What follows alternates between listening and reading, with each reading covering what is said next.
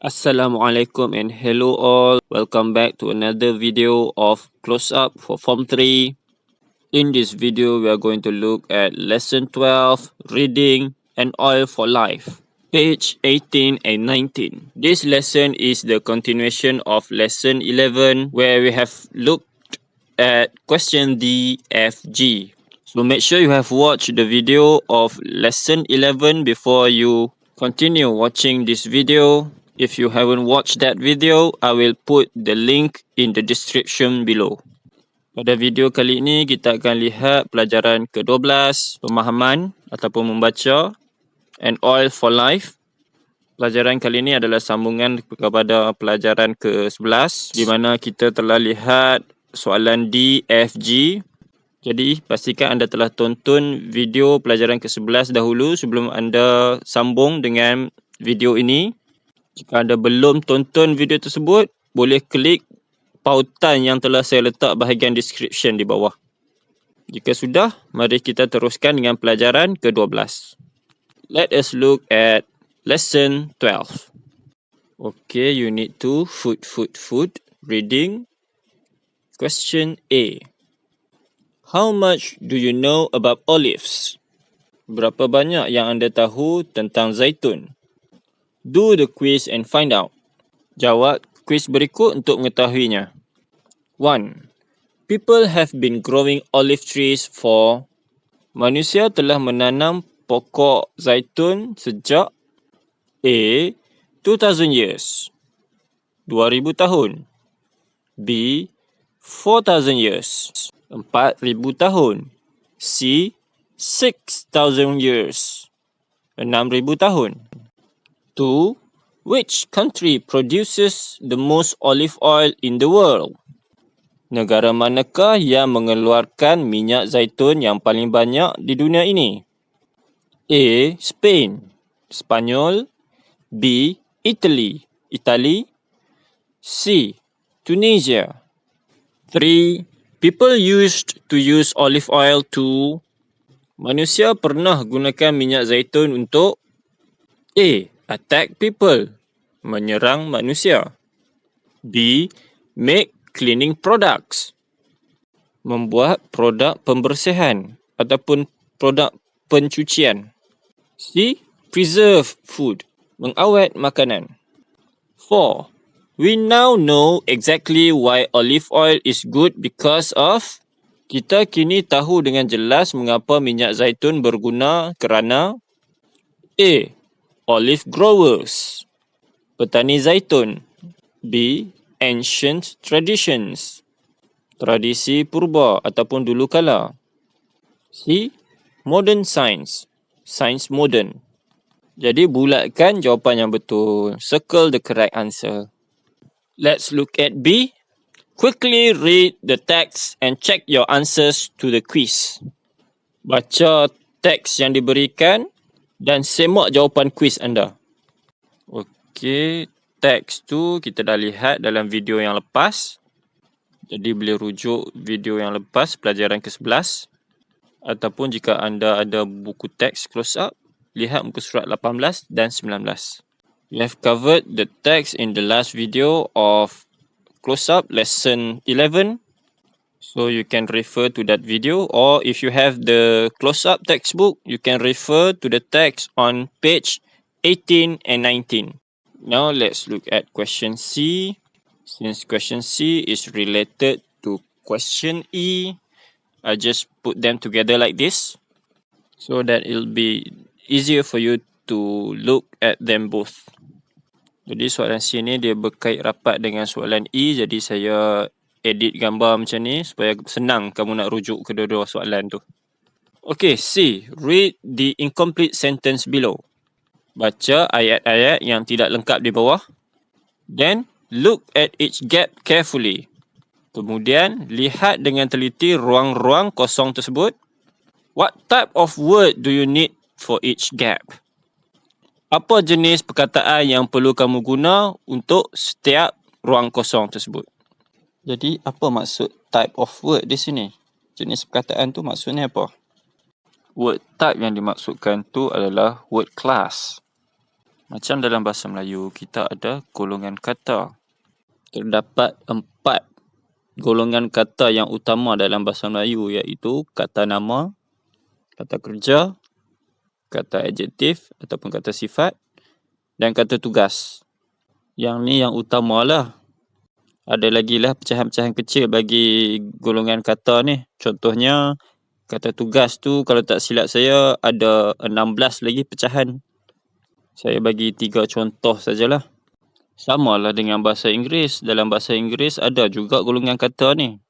Dalam bahasa Inggeris, golongan kata ni dikenali sebagai word class lah. Ataupun part of speech. Untuk bahasa Inggeris, golongan kata yang utamanya ada 8. Noun, pronoun, adjective, verb, adverb, preposition, conjunction, interjection. Jadi yang macam saya tunjuk tadi lah, noun tu adalah kata nama. Noun is name of a thing, a person, an animal, a place or an idea. Noun itu adalah nama bagi sesuatu benda, nama orang, nama binatang, nama tempat ataupun idea. Pronoun. Pronoun is kata ganti nama. A pronoun is used in place of a noun or noun phrase to avoid repetition. Kata ganti nama digunakan untuk menggantikan kata nama ataupun frasa nama untuk mengelakkan pengulangan. Samalah dalam bahasa Melayu, kita gunakan dia, kau, saya, mereka, ia. Semua tu kata ganti nama lah. Dalam bahasa Inggerisnya pronoun. I, you, we, they, she, he, it. Adjective. Describes, modifies or gives more information about a noun or pronoun. Jadi adjektif ni, kata sifat ni, kita menerangkan atau memberi lebih maklumat tentang sifat sesuatu benda ataupun orang lah kepada kata nama tu. Kereta yang cantik. Cantik tu kata sifat lah. Lelaki yang tinggi. Di sini kata sifatnya adalah tinggi lah. Sebab tinggi tu menerangkan kata nama tu, lelaki tu. Verb. Kata kerja. Shows an action or state of being. Menunjukkan perbuatan lah. Kata kerja lah. Menunjukkan perbuatan. Adverb. Modifies a verb, an adjective or another adverb. Adverb dalam bahasa Melayu ni, dia adalah kata adverba ataupun kata keterangan. Dalam bahasa Melayu, kata adverba ni, kata keterangan ni adalah pecahan kepada kata tugas lah. Ia digunakan untuk memberi keterangan ke atas verb, kata kerja, adjektif, kata sifat dan adverb yang lain. Preposition shows the relationship of a noun, noun phrase or pronoun to another word.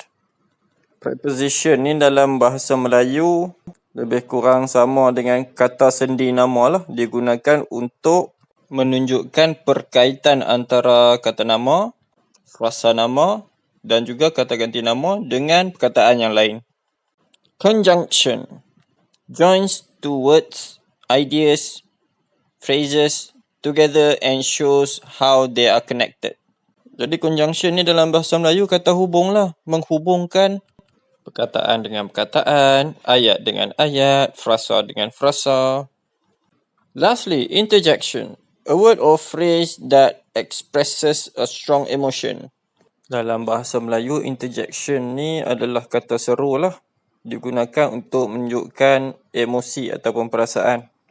Selalunya kita guna tanda seru tu lah, exclamation mark. Jadi anda dah faham apa itu part of speech ataupun word class. Sekarang anda boleh jawab soalan C tu lah.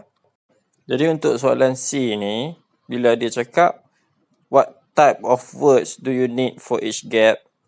Dia tanya untuk ruang kosong tu, anda rasa perkataan yang nak diisi dalam ruang kosong tu, perkataan tu dari word class yang mana? Noun ke, verb ke, adjektif ke, ataupun yang lain-lain tu lah. Mari kita lihat. Butter and olive oil are both fats, but olive oil is a fat and is better, second gap. You because it third gap. Your body from fourth gap. Kedua-dua mentega dan minyak zaitun adalah lemak. Tetapi minyak zaitun adalah sebuah lemak yang tempat kosong pertama. Jadi anda rasa tempat kosong ni perlu diisi dengan kata apa?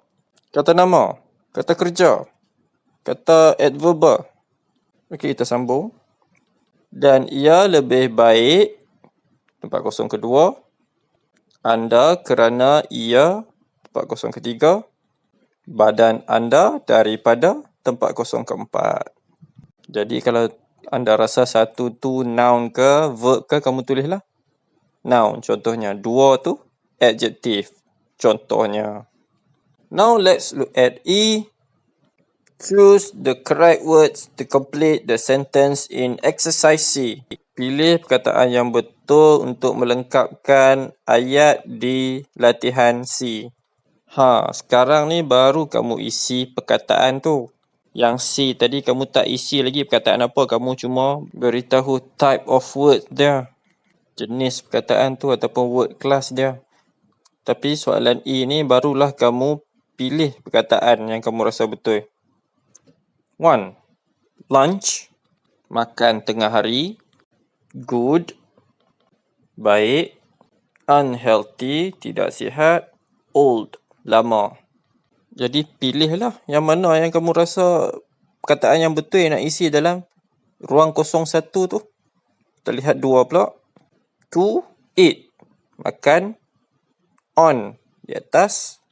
From. Dari ataupun daripada. For. Kepada ataupun untuk.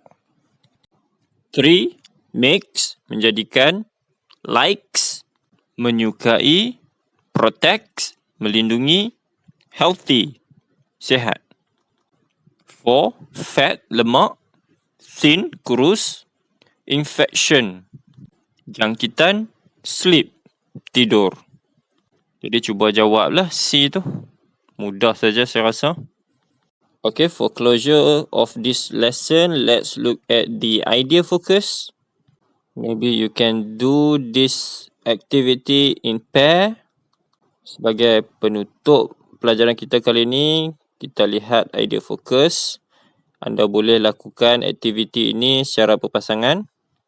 Answer these questions. Jawab soalan-soalan ni.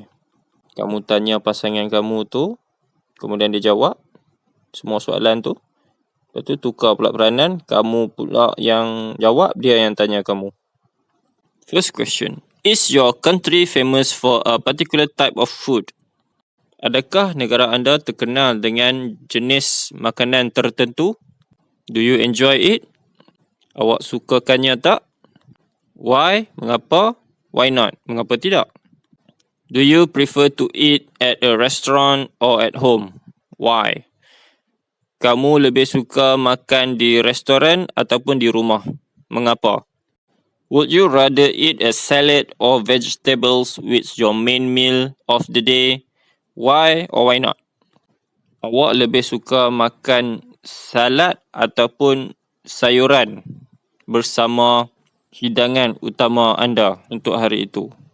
Mengapa ataupun mengapa tidak?